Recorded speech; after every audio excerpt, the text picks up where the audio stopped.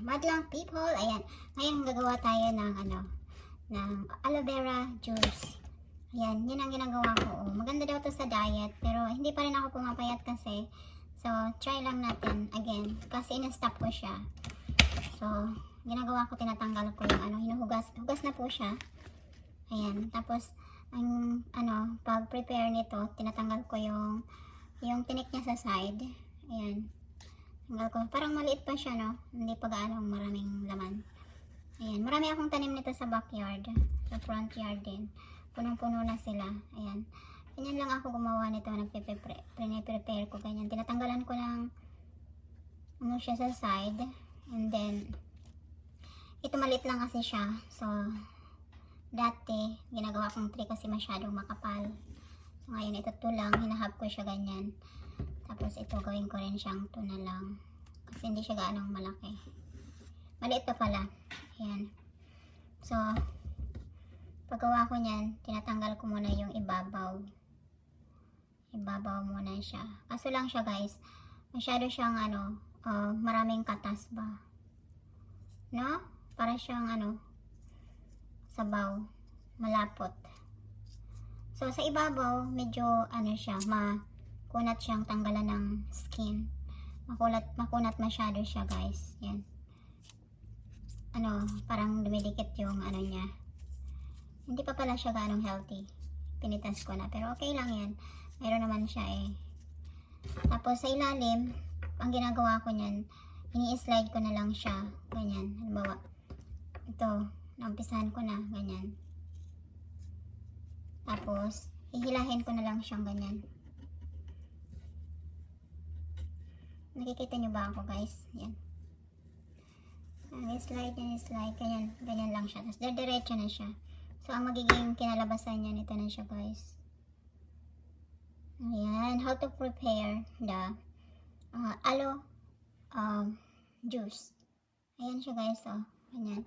Tapos, ang ginagawa ko, para matanggal ng konti yung dulas niya. Ayan, super linis niya, diba? Ayan. Tapos, another na naman tayo. Yung ibabaw naman siya. Ibabaw siya. And then, katapos niyan, yung ilalim naman. Ang ginagawa ko, inaano ko muna siya dyan. And then, slide ko lang siya ganyan. Slide. Yes, buo na siya. Yan. Yan ang aloe juice. Tapos, ibababad ko naman siya dyan sa water. This is only water. And then, I just leave it for now because I'm not done for two more.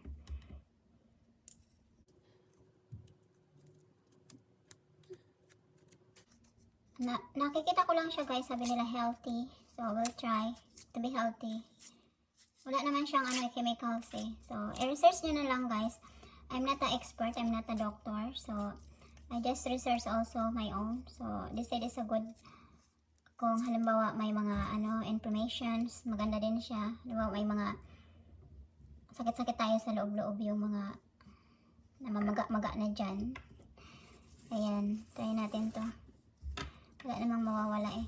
Ayan. Diba guys, no? Ayan. Kinakain nila to usually. They eat just like this. In India. And then, I'm gonna prepare again this one. This is the last one.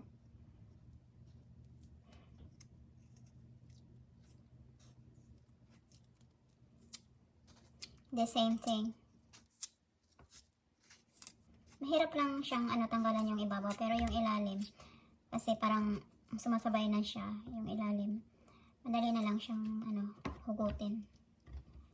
Ayan. Ito yung ginagawa ko palagi sa aloe vera ko. Pag may,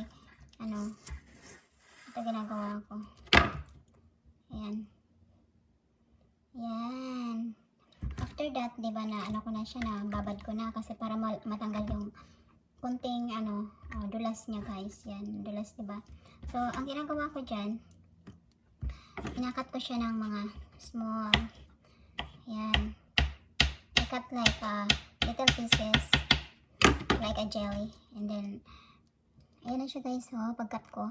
And then, I put in one jar, like this. And then I put here my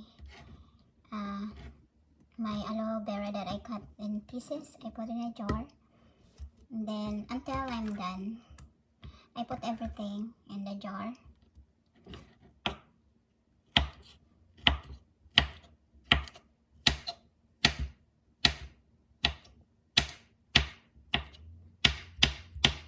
Ayan, hindi na ako nakakagawa ng ganito kasi nabisi na ako masyado sa life. Yung baby ko kasi masyado nang lumaki. Malaki na pala. 2 years na. So, bantayan na siya talaga. So, hindi na ako nakakagawa nito. Kung gusto niya naman isaw-saw niya uli siya. Depende. Ako kasi hindi ko na sinasaw-saw para makuha ako masyado yung vitamins nila. Ayan. So, and then, all my aloe vera is here already. After that, I put juice. Okay. I put you can put any type of juice like that. And then,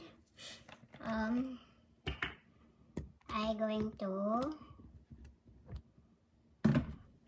put all the I gonna put almost like half of this, or you can put full either, and then I make it overnight. Tomorrow I gonna drink this one.